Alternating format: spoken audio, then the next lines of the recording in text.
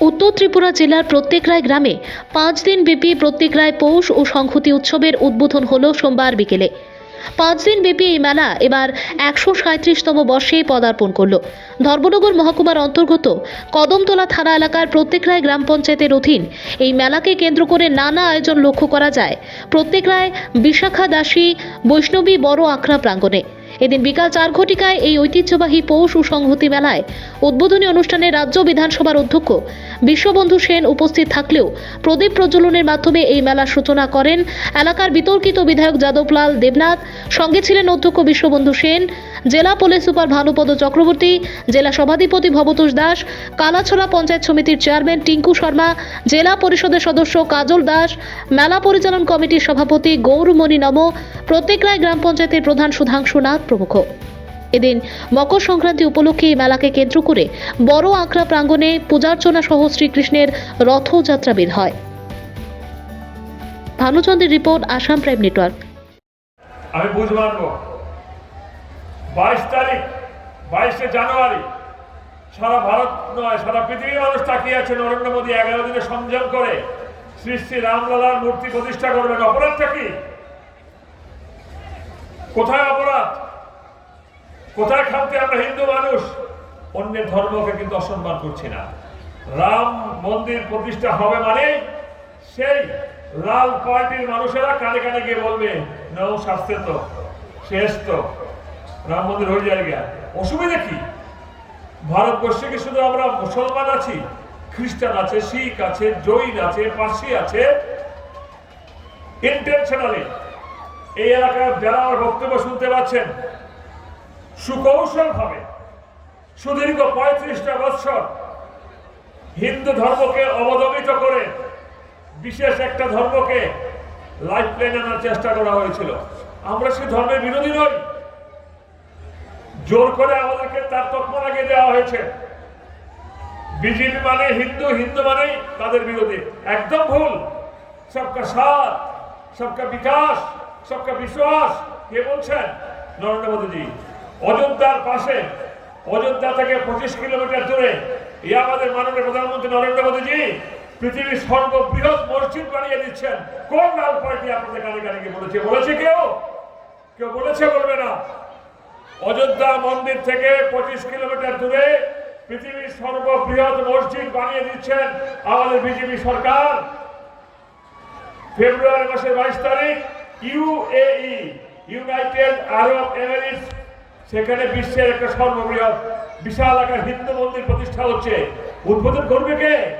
আমাদের মাননীয় প্রধানমন্ত্রী নরেন্দ্র মোদীজি। ফেব্রুয়ারি মাসের 22 তারিখ ইউএই, ইউনাইটেড আরব এমিরেটস 100% মুসলমান নাগরিক, তাদের রাজা পারিষদ সব কিন্তু মুসলমান। সেখানে তারা কিভাবে রাজি হলেন সেখানে মন্দির বানাতে? পরম ভক্তিময়ী যে বৈষ্ণবী দাসীটা চালু করলেন, সব ঠিক আছে। মাঝখানে 35 বছর, 25 এবং 10 বছর মানে মত্ত হাতের আক্রমণে আমাকে আজকে বোঝাতে হবে আপনাদের। এটার নাম হঠাৎ করে সংগতি।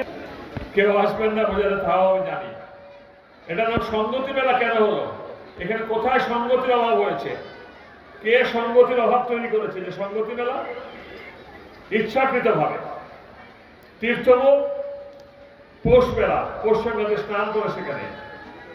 এই প্রসঙ্গে যাওয়ার পূর্বে আমি বলছি যাদব বাবুকে আমি হৃদয়ের অন্তঃস্থল থেকে ধন্যবাদ জানাবো। সমগ্র উত্তর ত্রিপুরায় স্নান করার মতন, মকর সংক্রান্তিতে স্নান করার মতন কোনো জায়গা ছিল না, যেটা এখানে রাধাকুণ্ড বানিয়ে বিধায়ক এলাকার তরফ থেকে উনি একটা কীর্তি স্থাপন করে দিলেন আজন্মের জন্য। কেউ বুঝলেনও না, কেউ জানলেনও না, কেউ চিন্তাও করলেন না, করেন না। ব্রেইনের মধ্যে আমাদের ব্রেইনটাকে এমন কৌশলে ইনজেক্ট করে দেওয়া হয়েছে, নাম দিয়ে দেওয়া হয়েছে সংগতি মেলা। কিসের সংগতির অভাব হয়েছে এখানে বলুন? এগুলো ভাবনা চিন্তা করতে হবে। কাজল দাস বাবু যখন বলেন জয় শ্রীরাম, সব হাত গুটিয়ে বসে আছে, তাই না? কিবানি তারা রাগ করে, তাই না? তাদের রাগে রাগে কিন্তু 25 বছর শেষ হয়ে গেছে। আমরা 25 + 10, 25 + 10, 35 ইয়ার্স ফিনিশ। এই কেন্দ্রটাকে অবমুক্ত করেছেন এবং ঈশ্বরের আশীর্বাদ আছে বলেই যাদব বাবুকে আপনারা এই কেন্দ্র থেকে প্রার্থী করার পরেই ডেভেলপমেন্ট কি জিনিস আপনারা এখন ধীরে ধীরে দেখতে পাচ্ছেন।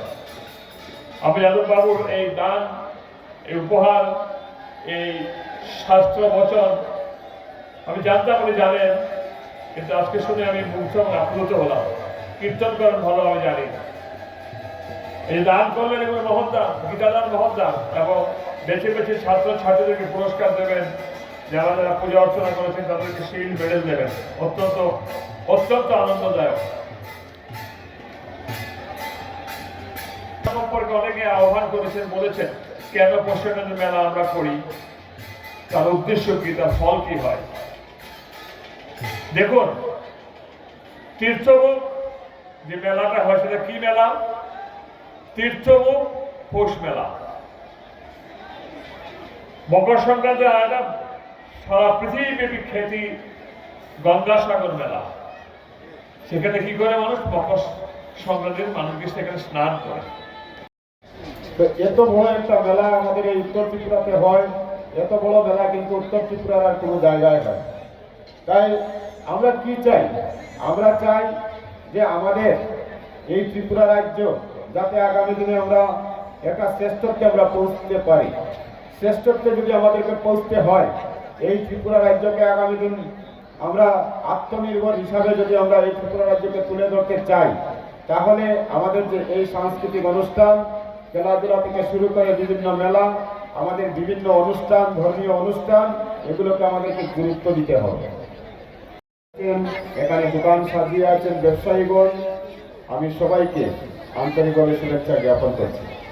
এই মেলা সম্পর্কে 137 বছর থেকে চলছে এবং এই মেলা সম্পর্কে বিশদভাবে আলোচনা করেছেন আমাদের গৌরমণি মহোদয়, কাজল দাস মহোদয়।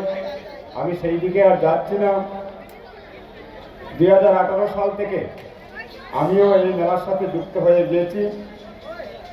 আমাদের সরকার পরিবর্তনের পর থেকে আমরা একটা বিশেষ দৃষ্টি দিয়েছি এই প্রত্যেক রায় মেলাকে, একটা উত্তর ত্রিপুরা জেলাভিত্তিক মেলা। এখানে হাজার হাজার পুণ্যার্থীগণ আসেন এই মেলাতে। উত্তর পয়সা সব নিয়ে যাচ্ছে। আজকে থেকে কিছুদিন আগে ধর্মনগরে সকালবেলা বলেছে আপনি যে ইলেকট্রিক বিল দিয়েছেন 3 টাকা কম হয়েছে, আপনি 3 টাকা দিয়ে দিন, নতুবা ইলেকট্রিক লাইন কেটে দেবো। ভাবলো যে 3 টাকার জন্য ইলেকট্রিক লাইন কেটে দেবে। বলছে আমাকে কি করতে হবে? বলছে আপনাকে একটা লিঙ্ক পাঠিয়েছি, এটাতে আপনি ক্লিক করেন, আমরা এটা ব্যবস্থা করে নেব। ক্লিক করে যে পুরো টাকা নিয়ে চলে গেছে। শুধু স্টেট ব্যাংকের থেকে নিয়েছে এমন না, ওনার বন্ধন ব্যাংকও টাকা ছিল, দুটো ব্যাংকের থেকে টাকা নিয়ে চলে গেছে এই আননেসেসারি ক্লিক করাতে। তাই সবার কাছে রিকোয়েস্ট থাকবে যে আপনারা নিজেরা সচেতন হন। কারণ একবার যদি টাকা নিয়ে যায়, সেই টাকা ইন্ডিয়াতে থাকে না, চীনে নিয়ে চলে যায়। তারপরে যদি কারোর থেকে টাকা নিয়ে যায়, আমাদের সঙ্গে সাথে সাথে যোগাযোগ করবেন। যত দেরি করবেন টাকাটা ঠিক ততটুকু দূরে চলে যায়, আনা যায় না। তাই আমার বক্তব্য আমি দীর্ঘায়িত করছি না। ইতিহাসটাকে কাটতে হবে, তখনই আমার ভবিষ্যৎ প্রজন্ম সুখে শান্তিতে সমৃদ্ধিশালী হবে। তাই আমার এখানে পরবর্তী অনেক